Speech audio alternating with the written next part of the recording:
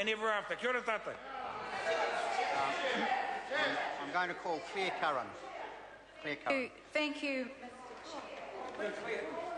This is just typical of this government to say one thing and to do another, and to get up here and to make soothing noises to reassure us about this bill and how everything's going to be all right, and then to do another thing. Deceit, that's what it's all about, deceit. And my colleague Phil Goff in the House last night talked about the deceit of this government, and I want to give this government a history lesson of its own tonight about downright deceit and how it has already practiced it on previous legislation and how it's going to practice it on this piece of legislation. And I'm referring to Mr Smooth, the previous Minister in the Chair, the Minister of State-Owned Enterprises, who got up and reassured the House tonight about how the 10% cap on shares is all, and there are serious, terrible sanctions going to be applied if anyone breaches them, where in effect they're being set up to breach them. And if they do breach them, they'll get away with them. And if they don't get away with them, the government will provide a waiver, which is what they've done in previous legislation. So, Mr Chair, I want to speak to my amendment, the amendment in my name tonight on Part 2. And I also want to show that you just can't trust this government. But before I do, I'd just like to point out that today Otago residents are feeling the impact of electricity price rises as the winter temperatures plummet. Today, yesterday, the day before, for at least a couple of weeks now, where there have been freezing temperatures in Otago. And it's been estimated that an average-sized household could face increases of $58, at least $58 from the period of June to August, taking those price rises to $779 for an average household. Now that's a very conservative estimate because so many households in Otago face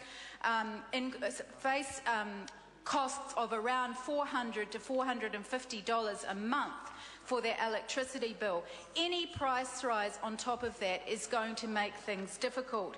And this is before the sales of the assets, Mr Chair. And as we have heard, post-sale, the average charges are going to increase. They are going to increase, and people simply can't afford it.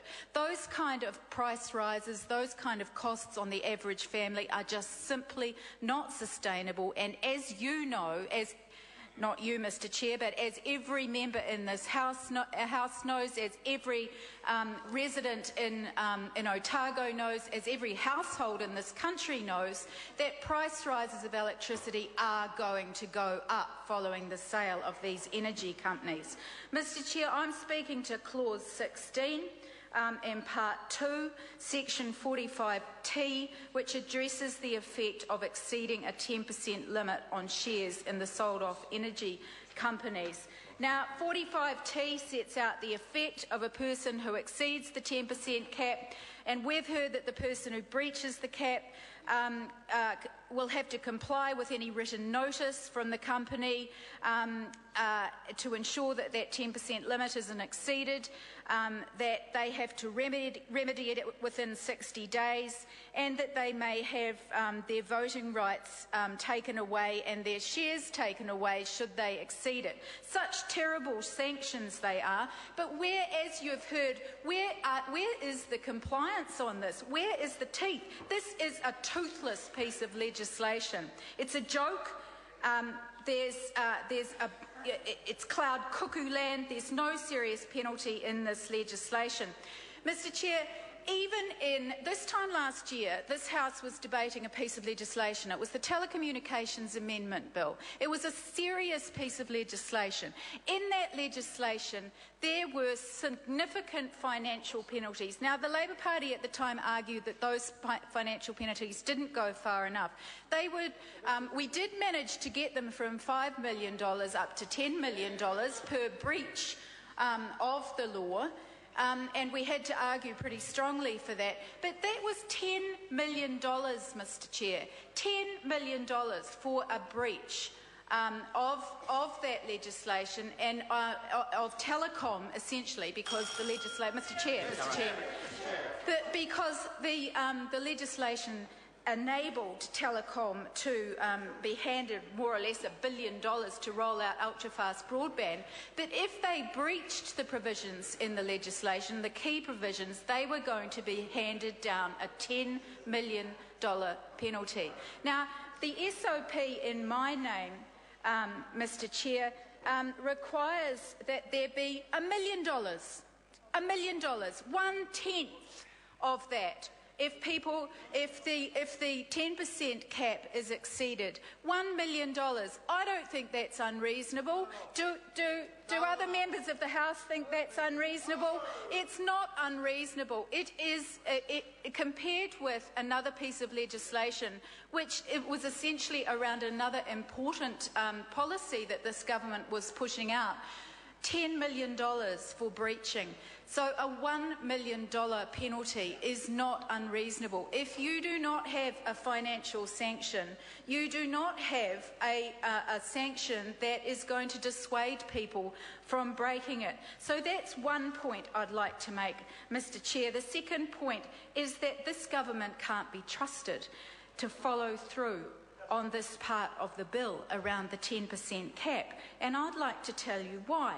Because just in the early May this year, Associate Finance Minister Stephen Joyce defended the Crown's decision to waive the 10% Kiwi share restriction for AMP Capital following the Australian-owned company's decision to lift its stake in Telecom's spin-off Chorus to 15%. This was from 15% from the 10% cap that was on the Kiwi share. Now, if you put a cap, and I challenge the Minister in the chair tonight to get up and tell us that he will give a guarantee on behalf of his government that there will be no waivers. There will be no waivers for the AMPs of the world who come to the government and say and put up a good case to lift their stake, their 10% stake. And I think Mr. Goff in the House last night demonstrated how easy it would be for foreign-owned companies to 4 or 5 foreign-owned companies to take that 49%. Now, only one of them would have to come to the government and put up a case for putting a waiver out so that it could lift it and buy some of those shares off the mums and dads to lift its share to 15%. And so I challenge this government to give a guarantee, because Stephen Joyce in this House this time last year gave this House a guarantee that there would be no breach of the Kiwi share. There would be no breach of the Kiwi share. And what did he do? In May this year, it was breached and it went to 15%. So how can we and how can the public of New Zealand be reassured that that won't happen with the mixed ownership bill and with the sale of our assets, and where the so-called mum and dad shares that are bought up cannot be bought by a company outside of this country or even inside of this country, and a special case be made to the government where it can actually lift its holding to 15%. So as I said, I challenge the Minister in the chair tonight to get up and give us a guarantee, because we've seen it happen on the previous legislation, and I suspect we'll see it happen on this legislation. Labor argued, and we have put up an amendment in Clayton Cosgrove's name to keep that cap at 1%. Now that would be a much more sensible thing to do. That would provide much more reassurance for the people of New Zealand that this government was serious about not allowing outside interests to gain more of a foothold and encouraging the so-called mum and dad investors to actually buy those shares. This government appears not to be listening to that. And when we argued for a 5% cap in the select committee, they certainly didn't listen. So we know that it's going to be, it looks as if it's going to be 10%, and it could be 15%. And if it is 15%, then we're going to see outside companies gaining more and more of a foothold of our energy assets, and it... Going to call Catherine Delahunty. Mr. Chair, thank you.